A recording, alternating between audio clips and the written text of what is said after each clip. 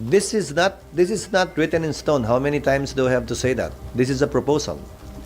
Even the letter itself said it's a proposed calendar that the senators will approve when we convene. So, kumbaga, mag-iintay lang kayo, SP, kung meron mang senators na mag-raise ng concerns about the proposed timeline. Or kahit i-raise nila, okay lang. Pagbobotohan naman yan at pagpapasahan pa rin pag nag-resume kami. Ulitin ko, kahit anong kapihan na gawin namin ngayon, hindi naman namin pwedeng i-carry yan. Kailangan pa rin formal na aprubahan yan pag nag-resume kami. Hindi sinasabi ni Madjo na magpo-constitute ng subcommittee, hindi pwedeng mag-start without hindi ba nag-resume yung... Pwede naman. Wala namang problema yun. Pwede niyang gawin yun. Karapatan niyang gawin yun. May kapangyarihan siyang gawin yun. Ulitin ko, anumang pag-aaral kaugnay ng rules, dapat ginagawa na yan ngayon. Anumang hindi pagkakasundo tungkol sa rules, magandang mapagkasunduan na ngayon. Para pag nag-resume kami, ay mas smooth na, mas swabe na yung prosesong gagawin namin. SP, yung pag-lead lang ng rules under kay Majority Leader Tolentino, wala kayo nakikitang problema since busy siya sa pangampan? Ginagawa na nga namin sa ngayon eh. Ginagawa na ng legal team ng Senado sa ngayon.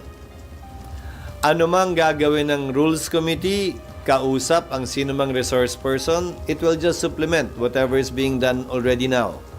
At sa dulo, pagsasama-samahin yun, tapos pagdating ng session, i-consolidate at ang magpe-present niyan ay Committee on Rules. So, hindi nakakabagal na nangangampanya yung head ng rules?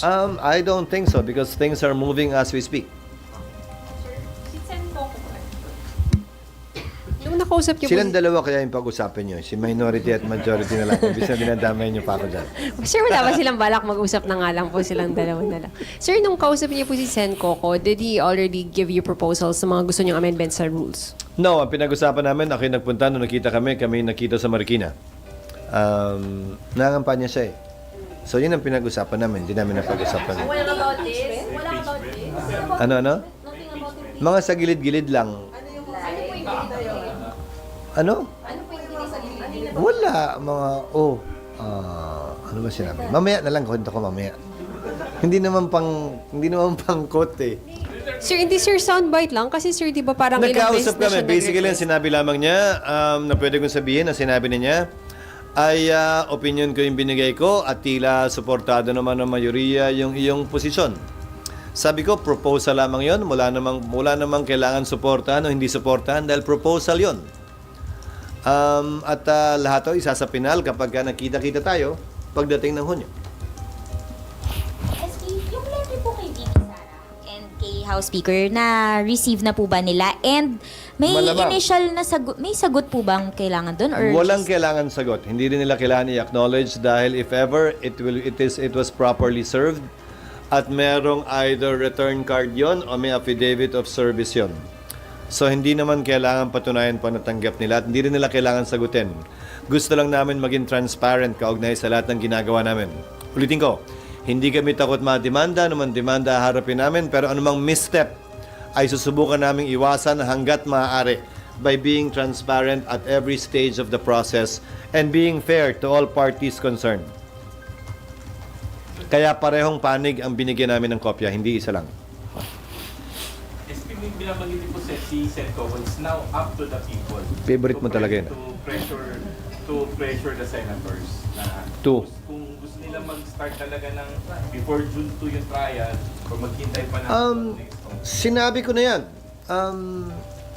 Wala naman sa clamor o pressure yan o palakasan ng boses. Ang sinasabi ng batas ay ang sinasabi ng batas. Unless abihan kami ng Korte Suprema sa mandamus petition na pending ngayon, ang sinasabi ng batas at saligang batas at ng Senado sa ngayon bilang sole trier of impeachment ang siyang mananaig at hindi yung gusto ng mas nakararami lamang bagaman ito'y labag sa batas. Hindi naman porket mas mag-ingay ka, lalabagin na natin yung batas. Hindi naman porket takot ka matalo, lalabagin mo na yung batas para lang manalo ka sa eleksyon na darating. Hindi ako naniniwalang ganun yun. Kung ano ang tama ay tama, kung anong legal ay legal, kung anong naaayon sa batas ay naaayon sa batas. Sino man ang tutol dito, sino man ang mapapaboran nito. Yan ang dapat nating sundin at sundan. Sir SP, so kapag sinabi po ng SC na yung forthwith ay agad, susundin niyo, sir? Depende kung anong ibig sabihin nun.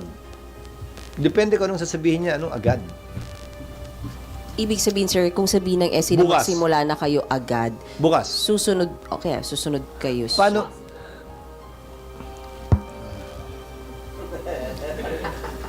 Paano nila sasabihin? Ang sabi, trial shall forthwith proceed. Trial is the reception of evidence, admission of evidence by the impeachment court. Bukas, hindi namin kayang gawin yon dahil wala pang sagot ang nasasakdal. Wala pang reply ang prosecution. Wala pang preliminary conference. So, anong i-order nila sa amin specifically? Ayokong pangunahan ng korte.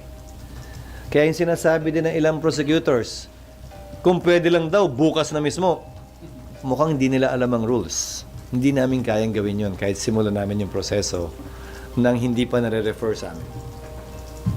So, babasahin namin kung ano man yun at pag-aaralan namin kung paano ito mapapatupad at kung kaya itong patupad. Ulitin ko, ng pang-apat na beses na, nagdesisyon ng Korte Suprema noon, nag-TRO sa Kamara, huwag niyong ituloy yung impeachment ni Chief Justice Davide. Nagbotohan ng Kamara, tinuloy pa rin nila. Nag-desisyon ng Korte, huwag niyong buksan yung foreign currency deposit account ni Chief Justice Corona. Nagdesisyon ng Senado, galangin natin, sundin natin. So, Senado pa rin bilang impeachment court ang magdedesisyon yan o Senado bilang plenaryo ang magpapasya ng bagay na yan. Kung ako tatanungin, as a general rule, marapat at dapat galangin palagi ng Senado anumang desisyon ng Korte Suprema. Pero sa dulo, pagpapasya niya ng Senado. SB, sorry, balik lang po ako on mining. Yes. Ilang years? Thank you. Ilang years na po yung pinapropose ng Senate on the extension ng Orban, sir? Extension ng? Orban po. Yung 5 years. Wala pa. Sa ngayon ay nakatalagayan sa 5 years. Ngayon, ang pinag-usapan kanina, pwede yang humaba ng 7, 8, 10 years. Pwedeng 5 years pa rin, pero subject to extension ng DNR, ng FIRB o ng DTI, or pwedeng by mineral din. Kung by mineral, ibig sabihin, gold, nickel, iron, copper, depende rin sa ganun. Bukas ako kaugnay sa bagay niyan.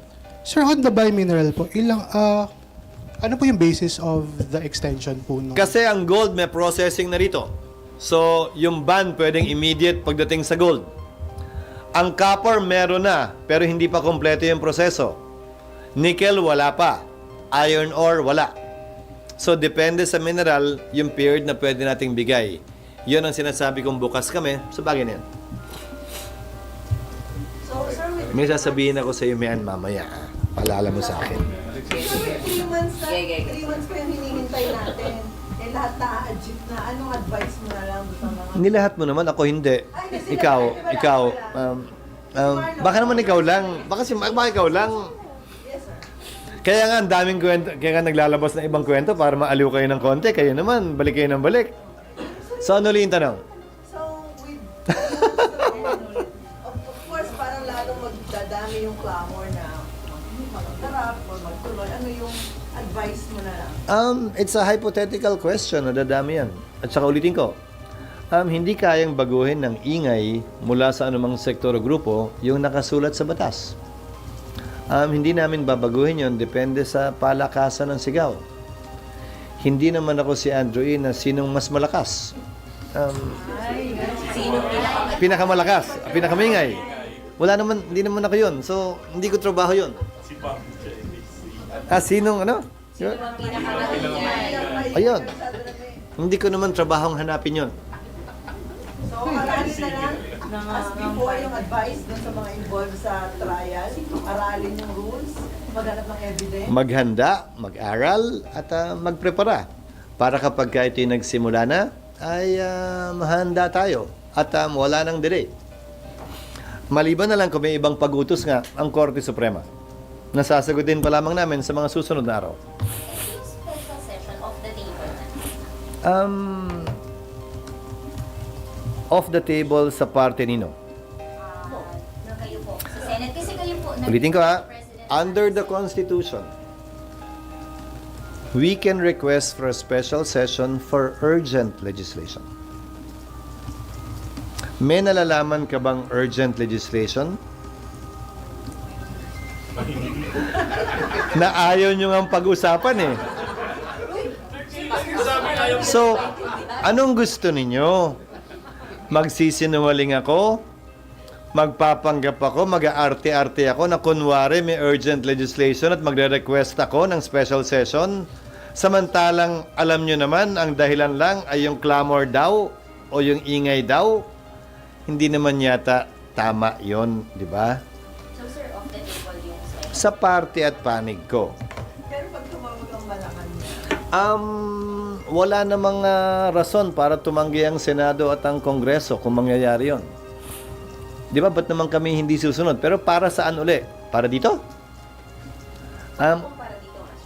Ulitin ba? Para dito, hindi hayaan nating magpasya. Pero kung para dito, kailangan malaman at masabi din. Dahil ulitin ko noong mga nagdaang panahon na final ito, 1 week before recess, 1 whole day before recess, nag-recess naman, hindi naman nag-special session. Mas mahaba lang ngayon dahil may eleksyon. So anong kina-espesyal nito? Mas gigil tayo ngayon? Mas gigil sila ngayon? Mas nagmamadali sila ngayon kumpara dati? Anong pinagkaiba? Hindi ba dapat kung anong pagtrato natin sa mga impeachable officers pareho? Hindi ba dapat ang pagtrato natin ng impeachment cases pareho? Sino man ang nasasakdal, anumang panahon, hindi dapat nagbabago yun. Yun ang aking personal na pananaw. Pero, sorry, SP. Isa lang clarify. So, pag nagpatawag yung Malacanang ng special session at tungkol sa impeachment, tatalima kayo, sir? Depende nga kung anong tatawaging special session. Hindi naman, Kung tungkol nga sa impeachment. pag nagpatawag ng special session, wala namang choice ang Senado at ang Kongreso. Ang tanong lang ay kung magkaka-quorum dahil nga nasa kalagitnaan at kasagsagan tayo ng kampanya. At dahil yung kalendaryo inaprubahan ng matagal na at maliban sa mga nangangampanya, lokal man o nasyonal, so hindi lang re-electionista, ay baka sila iniwala dito. Depende kung kailan papatawag yan. At ulitin ko, ba't ba gigil na gigil? Sino bang gigil na gigil at nagmamadali? So, tingin mo rin, SP, tingin nyo lang naman, sir, hindi magpapatawag ng Malacanang. Hindi ko kayang magsalita para sa kanila. Pero kaya nga tinawag ng special session, di ba? Special eh. Special ba to? Na special ba to? Di ba dapat? Kaya nga nakapiring yung babaeng sumisimbolo ng hustisya eh. Walang regular, walang special. Di ba? Dapat pantay. Yun ang aking pananaw.